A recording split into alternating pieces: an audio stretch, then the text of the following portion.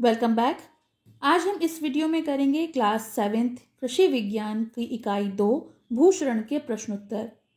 आप मेरे इस चैनल को भी सब्सक्राइब कर लें और इसका एक्सप्लेनेशन मेरे दूसरे चैनल पर यानी लर्निंग विद डिग्निटी पर है, तो उसका लिंक आपको मैं डिस्क्रिप्शन में दे दूंगी, तो आप वहां से इसका एक्सप्लेनेशन भी देख सकते हैं।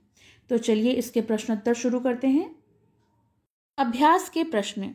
पहला, सही उत्तर पर टिक का निशान लगाएं।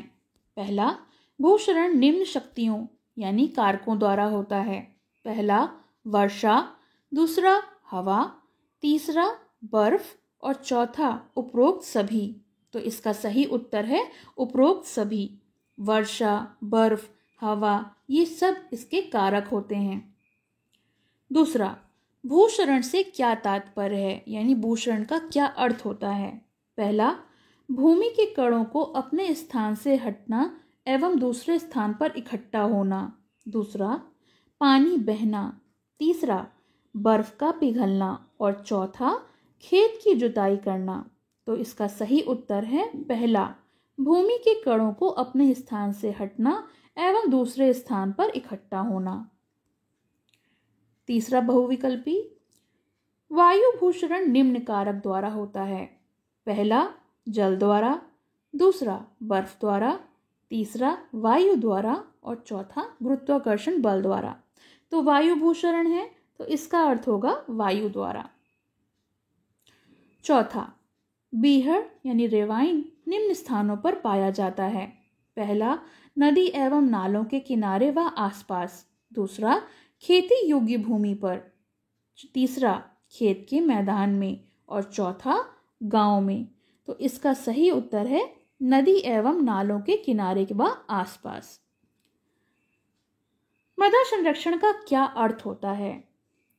मृदा को क्षरण से बचाना, मृदा का पानी के साथ खेत से बहना, तीसरा ढाल पर खेती करना और चौथा मिट्टी खोदना। तो इसका भी सही उत्तर है मृदा को क्षरण से बचाना। इसका भी उत्तर का होगा। प्रश्न 2, निम्नलिखित कथनों में सही पर सही और गलत पर क्रॉस का चिन्ह लगाइए। तो पहला, भूशरण का अर्थ मिट्टी को खोदकर अन्यत्र ले जाना है। तो गलत, ऐसा नहीं होता। दूसरा, भूशरण से खेत की उपजाऊ मिट्टी बह जाती है। सही, भूशरण में खेत को जो ऊपरी परत होती है वो बह जाने के कारण उसकी उपजाऊ मिट्टी बह जाती है। तीसरा, वायु क्षरण अधिकतर शुष्क व रेतीले क्षेत्रों में होता है। तो ये सही होगा क्योंकि जहाँ पर शुष्क और रेतीली जगह होती है वहाँ पर वायु क्षरण पाया जाता है। चौथा, 1 हेक्टेयर खेत में औसतन 50 टन मिट्टी प्रतिवर्ष बह जाती है। तो ये गलत है क्योंकि 1 हेक्टेयर खेत में औसतन हमेशा 16.3 मिट्टी प्रतिवर्ष बहती है। तो ये उत्तर गलत होगा। तीसरा है, रिक्त स्थानों की पूर्ति करो और इसमें 2 ऑप्शन भी दिए हुए हैं, तो पढ़ते हैं। पहला, ढालू खेतों से भूशरण कम होता है कि अधिक होता है। सही उत्तर है अधिक होता है। ढालू खेतों से भूशरण अधिक होता है। दूसरा, सबसे अधिक भूशरण जल में होता है या बर्फ में होता है। तो सही उत्तर है सबसे अधिक भूशरण जल द्वारा होता है। त्वरित क्षरण द्वारा होता है। तो किसके द्वारा होता है, प्राकृतिक या मानव। तो त्वरित क्षरण जो है वो मानवों द्वारा होता है क्योंकि जो प्राकृतिक क्षरण होता है वो प्रकृति द्वारा होता है। तो इसका सही उत्तर होगा मानव। चौथा, भूस्खलन या लैंडस्लाइड किसके द्वारा कहाँ होता है, पहाड़ी में क्षेत्र में या मैदानी क्षेत्र में। तो लैंडस्लाइड मैंने आपको बताया था पहाड़ी क्षेत्र में होता है जहाँ पर ढाल पाई जाती है। मृदा सतह की 1 इंच ऊपरी परत बनने में प्रकृति को कितने से कितने वर्ष लगते हैं। तो इसका सही उत्तर है 300 से 1000 वर्ष लगते हैं। अब यहाँ पर है, निम्नलिखित में स्तंभ का स्तंभ खा से सुमेल कीजिए। तो ये सुमेल दिया हुआ है, तो पहले मैं इसका सुमेल कर देती हूँ फिर मैं आपको बता दूंगी। तो पहला है जलीय क्षरण। जलीय क्षरण जल द्वारा मिट्टी के कणों का बहना, इसे हम जलीय क्षरण कहते हैं। वायु क्षरण वायु द्वारा मिट्टी के कणों का उड़ना। त्वरित क्षरण त्वरित होता है मनुष्यों के हस्तक्षेप द्वारा। प्राकृतिक क्षरण प्रकृति के क्षरण द्वारा होता है। तो ये तो हो गया सुमेल। अब हम इसके प्रश्नोत्तर देखेंगे। प्रश्न 5 जो है वो लघु उत्तरीय हैं और फिर उसके बाद प्रश्न 6 से दीर्घ उत्तरीय हैं। तो ये हम अपना पूरा जो है वो इसी वीडियो में देखेंगे। तो चलिए शुरू करते हैं। अगला प्रश्न 5। पहला, खेत से पानी बहने के बाद खेत में उंगलियों जैसी संरचना कैसे बनती है? तो इसका उत्तर है भूमि ढालू होने से या फिर अत्यधिक वर्षा से पानी तेज धारा के रूप में बहता है। तो बहता हुआ पानी छोटी छोटी नलिकाओं का जाल बना देता है और उसे अल्पसरिता भूक्षरण कहते हैं। दूसरा प्रश्न, वर्षा की बूंद का क्षरण कैसे होता है? तो उत्तर है इस प्रकार के भूक्षरण में वर्षा की बूंदें जब मृदा से टकराती हैं तो मिट्टी के कण बिखर जाते हैं। वर्षा की बूंदें मिट्टी के कणों को 1 मीटर ऊंचा और 1 मीटर दूर तक छलांग लगा सकती हैं और इसी कारण ऐसा होता है। प्रश्न 3, बालू के टीले यानी जो सैंड ड्यून हैं वो कैसे बनते हैं? सैंड ड्यून रेतीली भूमि में तेज हवा के कारण कभी कभी बालू के टीले बन जाते हैं जो वायु वेग के कारण एक स्थान से दूसरे स्थान पर स्थानांतरित होते रहते हैं, यानी एक जगह से दूसरे जगह जाकर इकट्ठे हो जाते हैं। उसी के कारण सैंड ड्यून बनते हैं। पानी के साथ मिट्टी बहकर कहाँ चली जाती है? इसका प्रभाव क्या होता है? तो उत्तर है पानी के साथ ऊपरी उपजाऊ मिट्टी बहकर नदी, नालों एवं समुद्र में चली जाती है। एक अनुमान के अनुसार 1 हेक्टेयर खेत से लगभग 16.3 टन उपजाऊ मिट्टी प्रति वर्ष बह जाती है जिसके पोषक तत्व नष्ट हो जाते हैं। प्रश्न 5, ढालू खेतों में फसलों का उत्पादन कम क्यों होता है? तो उत्तर है ढालू खेतों में वर्षा के पानी के साथ मृदा की जो ऊपरी उपजाऊ परत होती है वो बहकर एक स्थान से दूसरे स्थान पर चली जाती है, जिसके कारण ढालू खेत की उर्वरा शक्ति कमजोर हो जाती है और इससे फसल की पैदावार पर भी बहुत असर पड़ता है। बरसात के दिनों में मटमैले एवं गंदेले पानी के अंदर क्या होता है? आपने देखा होगा जो सड़कों पर पानी बारिश में बहता है वो बहुत ज्यादा गंदा होता है। तो ऐसा क्यों होता है? इसका उत्तर है बरसात के दिनों में जो पानी बहकर नदी एवं नालों में जाता है वह मटमैला एवं गंदेला हो जाता है। वास्तव में ये वर्षा के पानी के साथ साथ जो भूमि की ऊपरी सतह होती है उसके महीन कण भी पानी में घुल जाते हैं और एक स्थान से दूसरे स्थान पर जमा होते हैं, जिससे उस स्थान पर कटाव होता है। प्रश्न 7, पुराने पेड़ों की जड़ें मिट्टी के ऊपर दिखाई देती हैं, इसका क्या कारण है?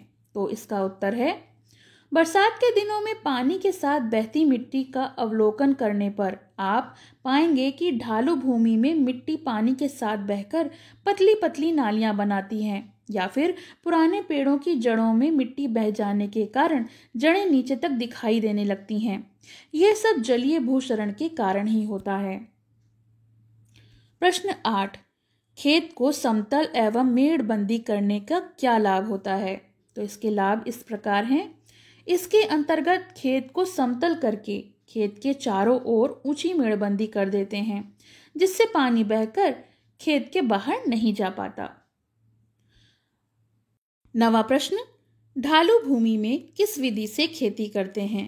तो जो ढालू यानी ढलान वाली भूमि होती है वहां कंटूर विधि से खेती की जाती है। प्रश्न 10, पहाड़ी पर किस प्रकार की खेती करते हैं? तो इसका उत्तर है अधिक ढालू एवं पहाड़ी पर ढाल के विपरीत सीढ़ी नुमा संरचना बना दी जाती है। जैसे सीढ़ी होती है उस प्रकार की संरचना बना देते हैं और खेती करते हैं तथा मिट्टी कटाव को भी रोकते हैं।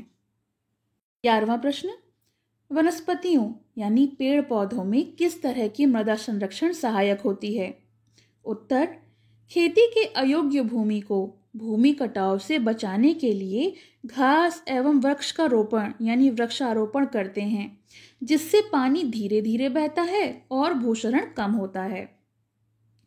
12वां प्रश्न, ढालू भूमि में ढाल के विपरीत खेती करने से क्या लाभ है? तो इसका उत्तर है मृदा संरक्षण हेतु कृषि कार्य जैसे जुताई, बुआई सदैव ढाल की विपरीत दिशा में करते हैं, जिससे पानी रुक सकता है। 13वां प्रश्न, सीढ़ीदार खेती से क्या समझते हैं? तो सीढ़ीनुमा संरचना जो भी हमने पिछले प्रश्न में पढ़ी थी उसी के बारे में है। अधिक ढालू एवं पहाड़ों पर ढाल के विपरीत सीढ़ीनुमा संरचना बनाकर खेती की जाती है, जिससे मृदा कटाव कम होता है।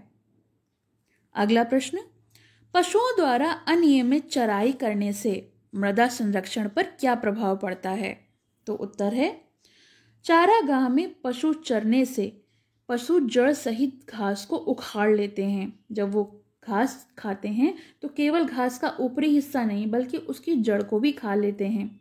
पशुओं के खुरों से मिट्टी कटती है। इस प्रकार भूमि नंगी हो जाती है, यानी अब उसमें जड़ें नहीं होती, कोई भी किसी भी प्रकार के ऐसे पौधे नहीं होते जिससे उसमें बंधन बन सके, जिससे मृदा कटाव तेजी से होने लगता है। 15वां प्रश्न, खेत व नालों से बहते पानी को रोकने हेतु कौन सी संरचना बनाते हैं? तो इसका उत्तर है, खेत व नालों से बहने वाले पानी को रोकने के लिए झाड़ी, पत्थर या फिर पक्की संरचना बना लेते हैं, जिसे हम बांध कहते हैं, जिससे पानी को रोककर मृदा कटाव को रोका जाता है। अब आते हैं दीर्घ उत्तरीय प्रश्नों पर। प्रश्न 6, भूक्षरण की परिभाषा लिखिए। जलीय भूक्षरण के प्रकारों का वर्णन कीजिए। तो इसका उत्तर है, भूमि के कणों को अपने मूल स्थान से हटने एवं दूसरे स्थान पर एकत्र होने की क्रिया को भूक्षरण या फिर मृदा अपरदन कहते हैं। जलीय भूक्षरण क्या होता है? मिट्टी के ऊपरी उपजाऊ परत का जल द्वारा कटकर या फिर बहकर एक स्थान से दूसरे स्थान पर चले जाने को ही हम भूक्षरण कहते हैं। जलीय भूक्षरण के प्रकार क्या क्या होते हैं? तो पहला, वर्षा बूंद क्षरण। इस प्रकार के भूक्षरण में वर्षा की बूंदें जब मृदा से टकराती हैं, जब मिट्टी पर पड़ती हैं, तो मिट्टी के कणों को इधर उधर बिखेर देती हैं। वर्षा की बूंदें मिट्टी के कणों को 1 मीटर ऊंचा तथा 1 मीटर दूर तक उछाल सकती हैं। इससे जलीय भूक्षरण होता है। परत भूक्षरण, खेत से पानी बहते हुए धीरे धीरे मृदा की ऊपरी परत को अपने साथ बहा ले जाता है। यह प्रक्रिया सामान्य रूप से, यानी ये जो प्रोसेस हो रहा होता है वो नॉर्मल नहीं दिखाई देता।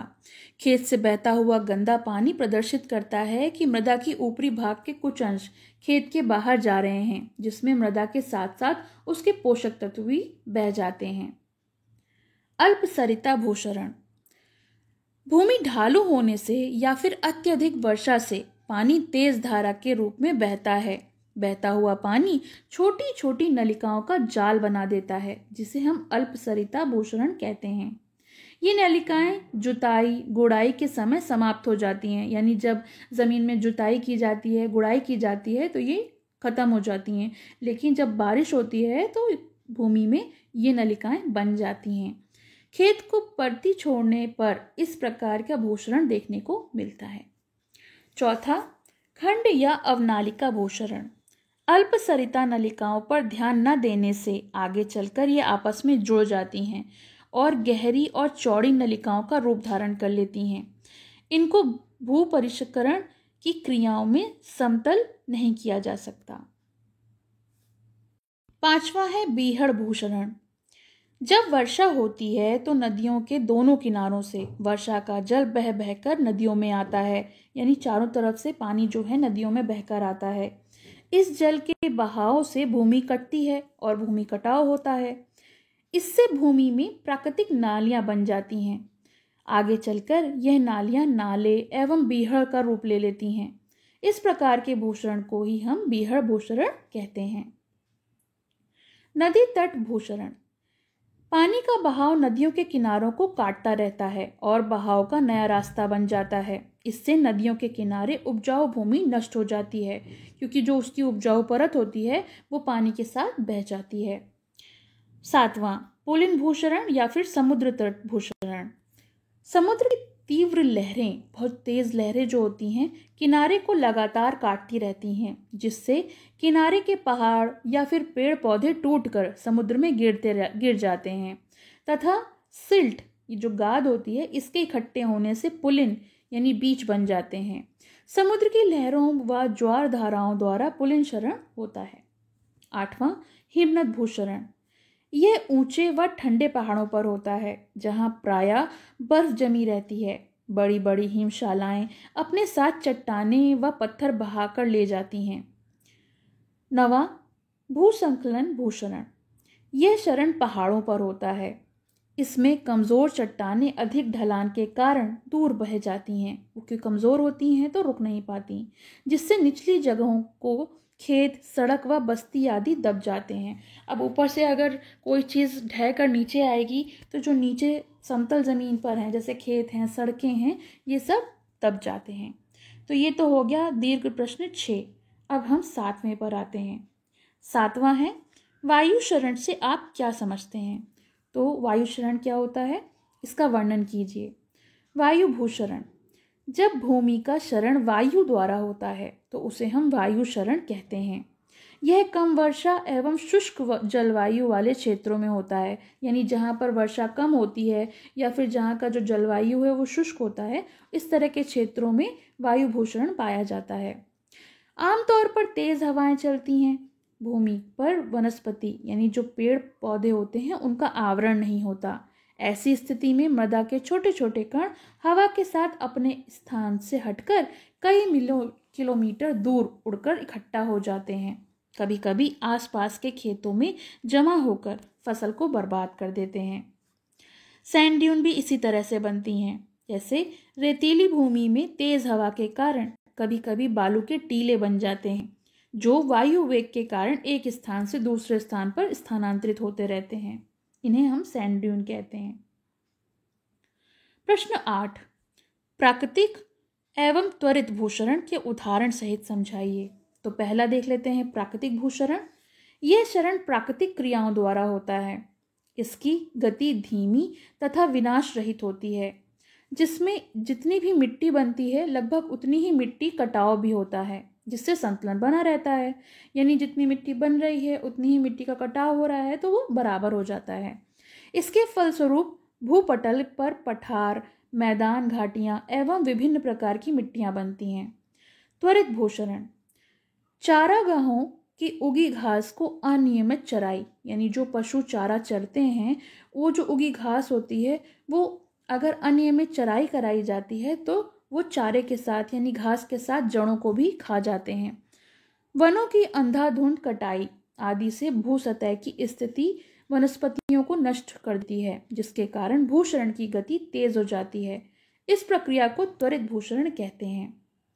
प्रश्न 9, भूक्षरण किन किन कारकों द्वारा होता है, वर्णन कीजिए। तो इसका उत्तर है हवा द्वारा भूक्षरण के कारक कौन कौन से हैं। पहला, सूखा। दूसरा, चारागाहों को पूरी तरह से चर लिया जाना, यानी जो चारागाहों होते हैं, जो पशु होते हैं, वो जहाँ चराई करते हैं वो पूरी तरह से उस जमीन को खाली कर देते हैं, नंगी कर देते हैं। खेती के लिए अयोग्य भूमि पर खेती करना, जो भूमि योग्य नहीं है उस पर आप खेती करेंगे तो हवा द्वारा भूक्षरण होगा। अनुचित जुताई। 5वां, जीवांश पदार्थ की कमी। 6ठा, वायु की गति। और 7वां, भूमि तल की दशा। तो ये तो हो गए हवा द्वारा भूषण के कारक। अब हम जल द्वारा भूषण के कारक देख लेते हैं। पहला, भूमि की ढाल। भूमि की ढाल किस तरह की है। दूसरा, भूमि की किस्म, यानी भूमि किस प्रकार की है। तीसरा, वनस्पति का ना होना, यानी वहां पर अगर पेड़ पौधे हैं, नहीं हैं, कम हैं। चौथा, वर्षा की मात्रा एवं वितरण, यानी वर्षा कितनी मात्रा में हो रही है, उसका डिस्ट्रीब्यूशन कितना है। 5वां, पशुओं द्वारा चराई। 6ठा, जुताई और फसलों का प्रभाव। 7वां, तापक्रम, यानी टेम्परेचर जो है वो भी इस पर डिपेंड करता है। 8वां, मानवीय कारक, कि किस प्रकार से वहाँ पर मानवीय कारक हैं। और 9वां है ढाल पर जुताई, कि ढाल पर जुताई की जा रही है या नहीं की जा रही है। और आखिरी यानी 10वां जो है फसल चक्र, ये सबसे ज़्यादा महत्वपूर्ण होता है कि किस तरह की फसल चक्र वहाँ पर चल रही हैं। अब आते हैं प्रश्न 10 पर। भूक्षरण से होने वाली हानियों का वर्णन कीजिए। यानी जो भूक्षरण से होने वाले नुकसान हैं उनके बारे में हम इस प्रश्न में पढ़ेंगे। इसका उत्तर है भूक्षरण से होने वाली हानियां निम्नलिखित हैं। पहला, फसल उत्पादन में कमी होना। अब जो फसल है उसका उत्पादन कम होता है तो क्यों होता है? मिट्टी का उत्पादन क्षमता कम हो जाती है, फसलों का उत्पादन भी कम होता है। दूसरा, कृषि कार्यों में बाधा। जो भी खेती के काम होते हैं उसमें बाधा पड़ती है। कैसे? जलीय भूषण से बनी नालियों के कारण खेत में छोटे छोटे बागों में बढ़ जाते हैं, जिससे कृषि कार्य को करने में बाधा उत्पन्न हो जाती है, जिसके लिए फिर से जुताई करनी पड़ती है। उत्पादन शक्ति की कमी होना। अब जो भी कुछ फसल लगाई गई है उसमें उत्पादन कम हो रही है, क्योंकि उसकी उत्पादन शक्ति जो है कम हो गई है। जो मिट्टी की ऊपरी सतह होती है वो उपजाऊ होती है और वो बह जाती है, जिससे जो उत्पादन शक्ति है उसमें कमी आ जाती है। भूक्षरण के कारण ये ऊपरी सतह बहकर नष्ट हो जाती है, जिससे मृदा की उत्पादन शक्ति में कमी आ जाती है। चौथा, मृदा के कारण बाढ़ आ सकती है। मृदा क्षरण के कारण मृदा क्षरित पदार्थ नाले नदियों में जाकर जमा हो जाते हैं, जिनके कारण उनके नल निकास की क्षमता कम हो जाती है और बाढ़ आ जाती है, क्योंकि जब निकास सही नहीं होगा तो पानी इकट्ठा होने लगेगा और जिससे बाढ़ की संभावनाएं बढ़ जाती हैं। पांचवा, भूक्षरण का सड़कों या रेल मार्गों पर प्रभाव। जो रेल मार्ग होते हैं या सड़क होती हैं उन पर क्या प्रभाव पड़ता है? जब अधिक पानी इकट्ठा होकर नीचे की ओर बहता है तो रास्ते में आने वाले मार्ग या फिर सड़क को तोड़ता हुआ, नष्ट करता हुआ आगे बढ़ता है। छठा, भूक्षरित पदार्थों का कृषि योग्य भूमि पर इकट्ठा होना। और सातवां, कृषि योग्य भूमि की कमी। अब जहाँ पर जो योग्य भूमि होती है, जहाँ खेती की जाती है, उसकी भी कमी हो जाती है। कैसे? जल द्वारा अधिक गहरा कटाव होने से कृषि योग्य भूमि बेकार हो जाती है। इस प्रकार कुल कृषि योग्य भूमि का क्षेत्रफल भी घट जाता है। तो ये तो हो गया प्रश्न 10। अगला है प्रश्न 11। मृदा संरक्षण की परिभाषा एवं महत्व का वर्णन कीजिए। उत्तर है मृदा संरक्षण की परिभाषा।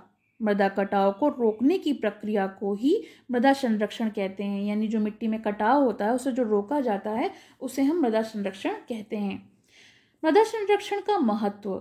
भूमि संरक्षण का तात्पर्य भूमि से अधिक अन्न उगाने के साथ साथ उसकी उर्वरा शक्ति को बचाना, जिससे भविष्य में ही सबल और सशक्त रहकर अच्छा उत्पादन करती रहे। जब मिट्टी की उर्वरा शक्ति अच्छी होगी तभी तो उत्पादन अच्छा होगा। भूक्षरण का कार्य प्रकृति व मानव दोनों के ही द्वारा होता है। इनमें से कुछ पर मनुष्य का अधिकार है और कुछ पर उनका अधिकार नहीं होता। अतः हमको उन सभी भूमि संरक्षण उपायों को शीघ्र प्रारंभ कर देना चाहिए जिस पर मनुष्य का अधिकार है और किसी सीमा तक कम किया जा सकता है। वैज्ञानिक सुधारे गए उपायों द्वारा भूक्षरण के कुछ सीमा तक रोका जा सकता है। यानी जो वैज्ञानिक हैं उन्होंने जो भी उपाय बनाए हैं उनके द्वारा काफ़ी हद तक भूक्षरण को रोका जा सकता है। किसी देश की मूल पूंजी उसकी भूमि ही होती है, क्योंकि यहाँ पर जो खेती होती है वो हमारे लिए बहुत ही आवश्यक होती है। अतएव उचित प्रयोग में ही वहाँ की जनता की भलाई है, अतः भूमि संरक्षण नितांत आवश्यक है। तो ये तो हो गए हमारे दीर्घ प्रश्नोत्तर, अति लघु प्रश्नोत्तर। आपको कैसे लगे ये कमेंट सेक्शन में ज़रूर मेंशन करिएगा। और ये भी मेरा ही चैनल है तो प्लीज़ इसको भी सब्सक्राइब करिए, जिससे एक्सप्लेनेशन आप मेरे लर्निंग विद डिग्निटी पर देख सकें और प्रश्नोत्तर आपको डिग्निटी प्लस पे मिलेंगे। तो प्लीज़ सब्सक्राइब और लाइक का बटन दबाएं, जिससे कि मोटिवेशन मिलता है। और अगर इससे रिलेटेड आपको कोई भी प्रश्न हो तो आप मुझसे कमेंट सेक्शन में पूछ सकते हैं। धन्यवाद। पसंद आया हो तो लाइक करें, शेयर करें और चैनल को सब्सक्राइब करें।